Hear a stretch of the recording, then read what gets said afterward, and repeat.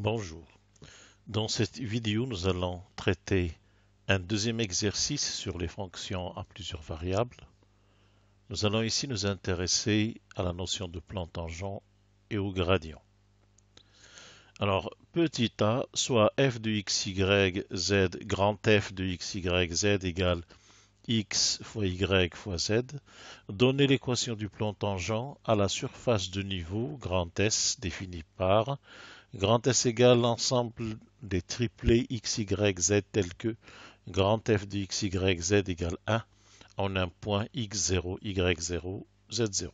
Petit b, soit la fonction petit f de rs égale r fois s, et les relations r de x, y, z égale x plus z sur 2 et s de x, y, z égale x moins z sur 2, où grand Z est égal à f de r S égale donc f de x plus z sur 2, virgule x moins z sur 2, qu'on peut noter grand Z de x, y, z. Calculer les dérivées partielles premières de z par rapport aux variables x, y et z. Z est vu ici comme une fonction de trois variables x, y, z. Petit c, montrer qu'en tout point x0, y0, z0 de S, le gradient de la fonction grand Z est parallèle au plan tangent à S en ce point. Alors nous commençons par rappeler le plan tangent en un point P à une surface de niveau S définie par grand F de x, y, z égale K. Nous savons que le plan tangent est perpendiculaire au gradient de la fonction en ce point. Donc, si M est un point de ce plan tangent, le produit scalaire du gradient de grand F en P par le vecteur Pm doit être nul, ce qui nous donne l'équation x moins x0, dérivée de f par rapport à x, plus y moins y0, dérivée de f par rapport à y, plus z moins z0, dérivée de f par rapport à z, égale 0. Dans notre cas, la fonction f est définie par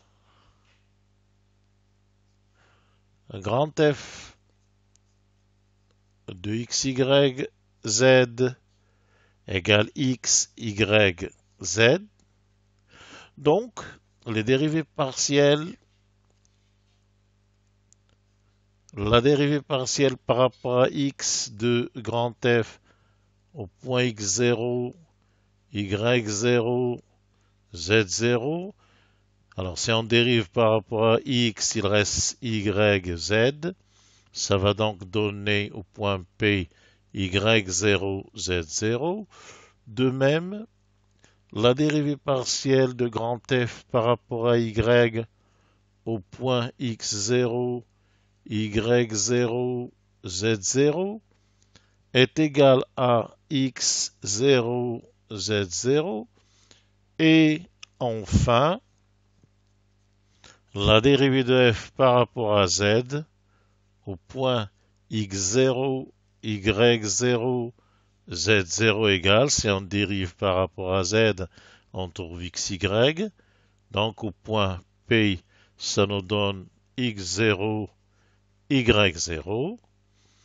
Et donc, l'équation du plan devient, alors, x moins x0 fois la dérivée de f par rapport à x, ça va nous donner y0, z0 facteur de x moins x0, plus x0, z0 facteur de y moins y0, et enfin plus x0, y0 facteur de z moins z0 égale 0.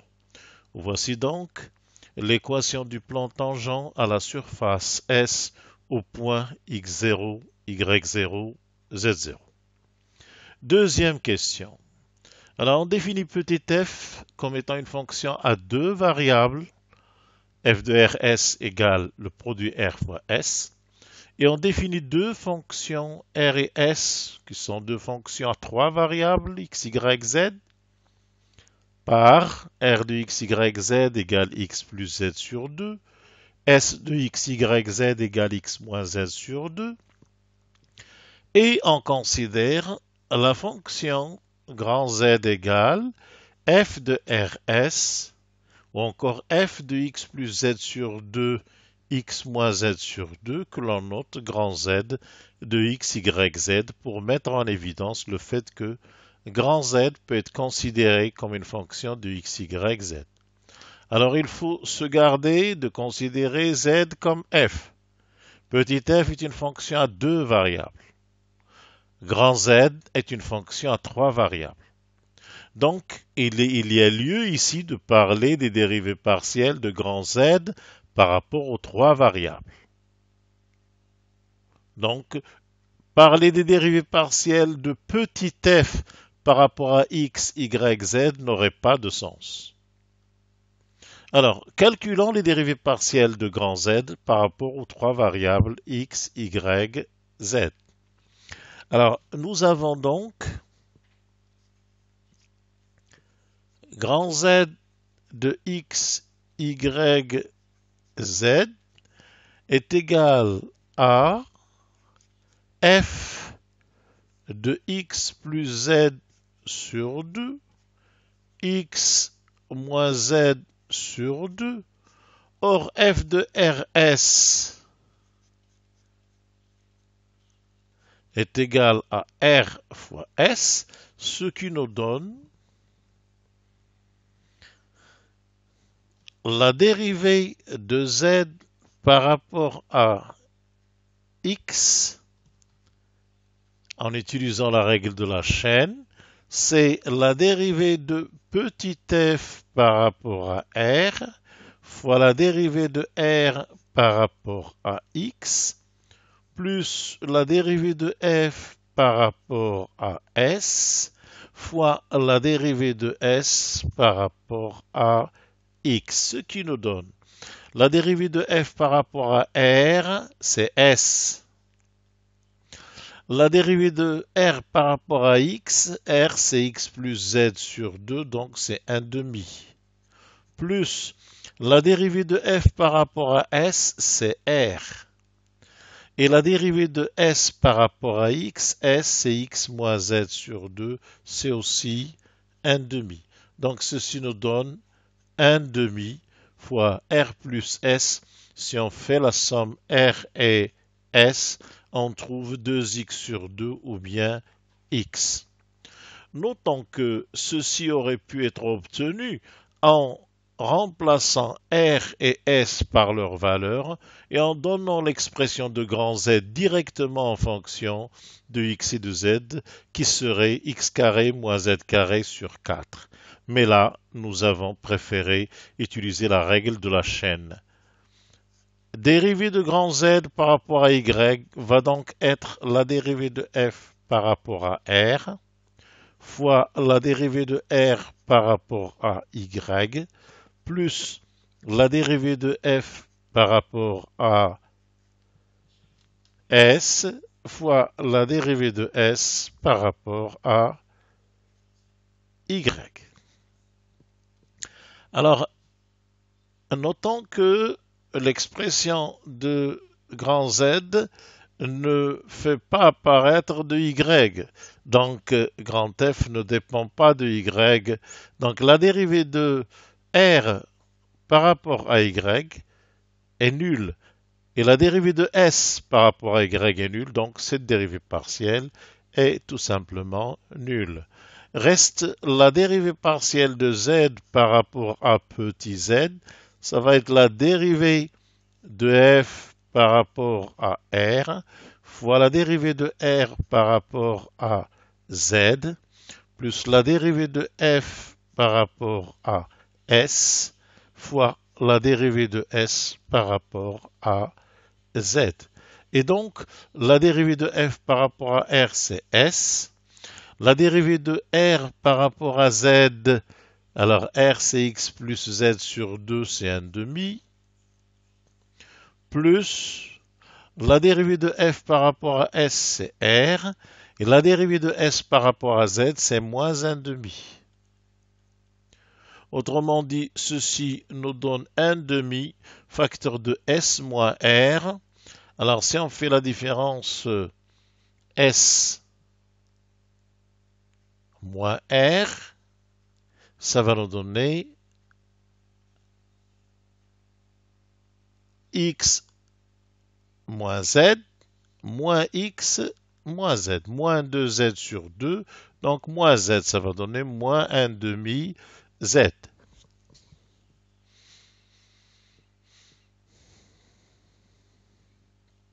Alors nous avons bien r égale x plus z sur 2 et s égale x moins z sur 2. Et donc la dérivée de r par rapport à z, c'est bien demi. Et la dérivée de s par rapport à z, c'est bien moins 1 demi. Et donc s moins r, ça donne bien moins 1 demi z. Alors revenons au sujet. Petit c montrer qu'en tout point x0, y0, z0 de S, la surface de niveau de la question petit a, le gradient de la fonction grand Z est parallèle au plan tangent à S en ce point, c'est-à-dire x0, y0, z0. Petit c. Alors, le gradient de grand Z, c'est le vecteur ayant pour composante dérivée de z par rapport à x, dérivée de z par rapport à y et dérivée de z par rapport à petit z. Ça, c'est le gradient. Alors, nous avons vu tout à l'heure que le plan tangent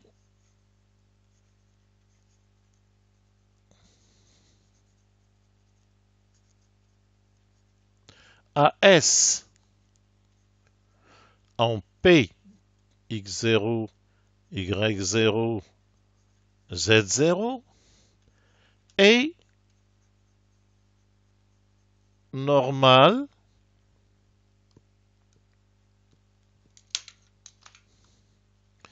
un peu de place est normal au vecteur gradient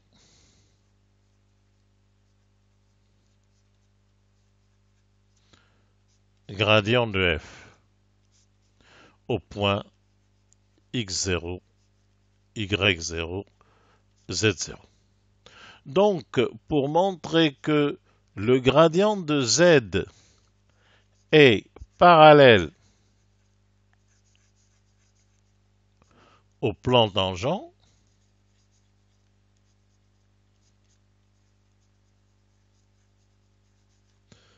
cela équivaut à dire que le gradient de z est perpendiculaire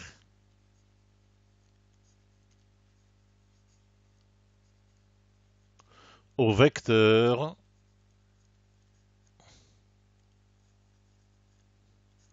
gradient de f. Pour cela, il suffit donc de vérifier que leur produit scalaire est nul. Alors nous avons gradient de z scalaire gradient de f qui va être, alors le gradient de z, nous avons calculé les dérivées partielles de z, c'est 1 demi, alors ils sont là 1 demi x 0 moins 1 demi z. Alors ici, évidemment, il s'agit des résultats au point x, y, z. Alors au point P, cela devient 1 demi x0, 0, moins 1 demi z0. Scalaire. Alors, le gradient de f en x0, y0 avait pour composante y0, z0, x0, z0 et x0, y0.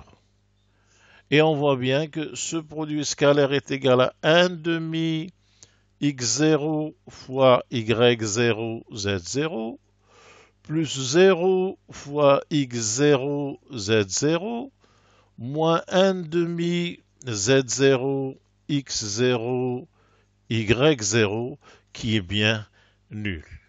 Donc,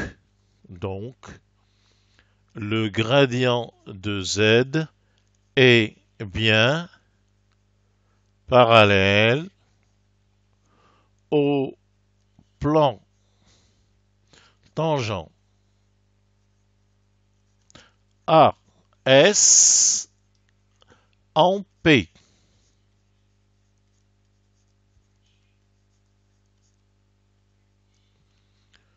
Je vous remercie.